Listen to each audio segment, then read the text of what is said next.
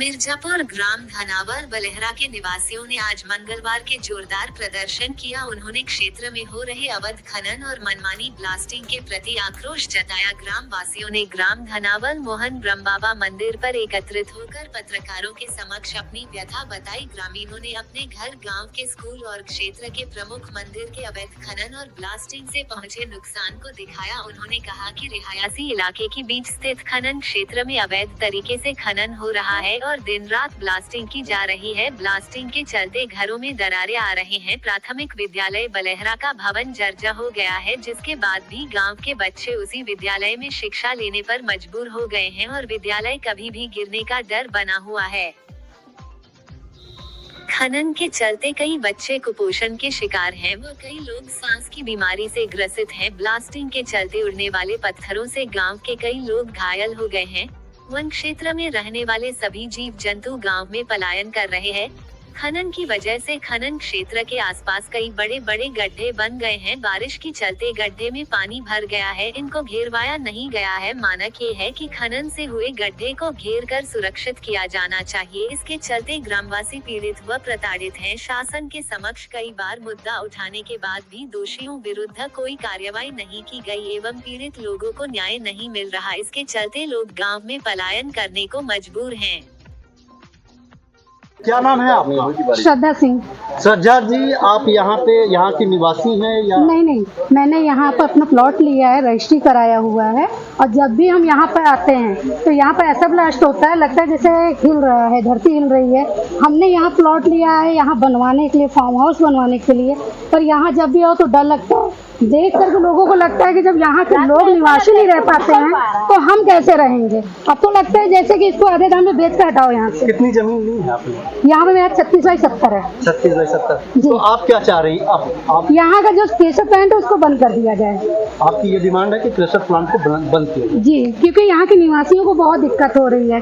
वातावरण से कभी खिलवाड़ नहीं करना चाहिए। ठीक। आप जी अपना परिचय दीजिए।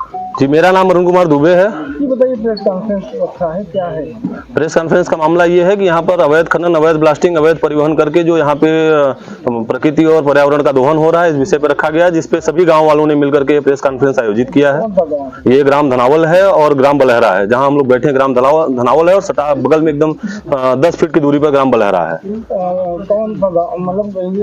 कब से ये समस्या है? ये समस्या पिछले 2-3 सालों से लगातार, 3 सालों से लगातार जो ब्लास्टिंग करना इन्होंने मानक से ज्यादा शुरू किया।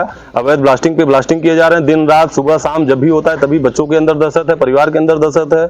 कई घरें फट चुके हैं, यहाँ पे पानी का स्तर भागता जा रहा है, जीव जंतु जंगल छोड़ करके गांव में पलायन कर रहे हैं। इन सारे मुद्दों को लेकर के हम लोगों ने डीएम मैडम को भी ज्ञापन दिया, जिसके बाद फिर हम लोगों ने जो है डीएम मैडम को ज्ञापन देने के बाद फिर जो क्रेशर मालिक थे उन्होंने प्रेस कॉन्फ्रेंस करके ये आरोप लगाया कि ये सारे लोग बाहरी थे, ग्राम के कोई लोग नहीं थे। इसलिए हम लोगों ने आप लोगों को इसलिए बुलाया कि आप गांव में आकर के गांव की रियलिटी चेक करें कि गांव की वास्तविक स्थिति क्या है। और गांव के सारे लोग यहाँ पर खड़े हैं, हर घरों से 1-1, 2-2 व्यक्ति खड़े हैं।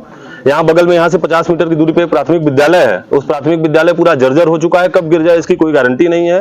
वो जर्जर होने का कारण सिर्फ ब्लास्टिंग है, जो हमेशा अवैध ब्लास्टिंग की जा रही है। अभी नई बिल्डिंग बनाई गई है उनके पास में, जो भी जर्जर हो चुकी है। आप चाहें तो जाते समय उसकी एक क्लिप ले सकते हैं। क्रेशर वालों ने जब प्रेस कॉन्फ्रेंस किया था तो धनावल और बेलारा के ग्राम प्रधानों ने इस बात को कहा है कि धरना प्रदर्शन के दौरान में वहाँ पे सिर्फ 2 लोग ही गांव के थे, बाकी सब बाहर थे। जी, इसका खंडन, इसी बात के खंडन करने के लिए हमने गांव में आप लोगों को कष्ट दिया आने का। गांव में आप लोग चल करके आए इसी बात को दिखाने के लिए कि यहाँ गांव ग्राम बलहरा के प्रधान भी बैठे हुए हैं, ग्राम के सभी जमींदार बैठे हुए हैं, ग्राम के सब नागरिक बैठे हैं और ऐसे लोग बैठे हैं जिनका उस क्रेशर के जद में सबसे नजदीक मकान आता है। उन्होंने, ग्राम प्रधान महोदय ने कहा कि पुजारी जी का मकान 3.5 किलोमीटर की दूरी पर है और इनका मकान, आप लोग भी आए अपनी बाइक का अगर मीटर भी ऑन करके जाएंगे तो देखेंगे 500-600 मीटर की दूरी पे इनका मकान है और पुजारी जी का पूरा मकान जर्जर हो चुका है, गिरने की स्थिति में आ गया है।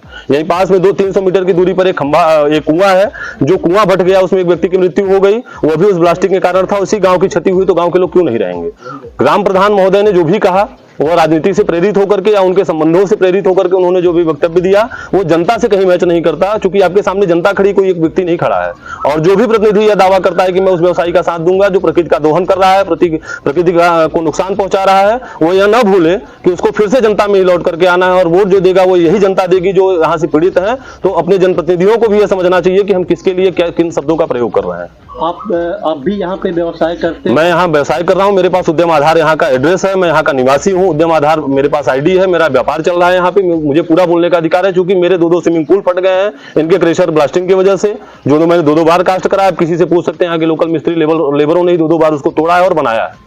तो जो विपक्षियों ने जो आरोप आप पे लगाया है या जो धरना प्रदर्शन लगाया, तो इसके बारे में अब आप क्या कहना चाहेंगे? आप क्या चाह रहे हैं इस मामले में? देखिए, विपक्षियों का काम ये है, वो अपने जो 10 साल 20 साल से जिसको कमाने का, प्रकृति का शोषण करके कमाने की आदत है, वो मेरे ऊपर आरोप लगा रहे हैं कि 1,50,000 रुपए के लिए इन्होंने किया हुआ है। मैं उनको उन महोदय को दिखा दूं, कभी फुर्सत में मिले तो मैं दिखा दूं कि मेरी सिवाय फाउंडेशन ट्रस्ट चलती है, हम लोग 1,00,000 1,50,000 रुपए महीने का गौओं को चारा खिलाते हैं और प्रकृति का संरक्षण करने में हम लोग लगे रहते हैं। हम लोग वो व्यापारी नहीं है कि प्रकृति का और पर्यावरण का शोषण करके पैसे कमाएं। हम लोग प्रकृति को सुधारने, संवारने और घर बनाकर लोगों को देने का कार्य करते हैं। हम लोग प्रकृति को उखाड़ने का कार्य नहीं करते।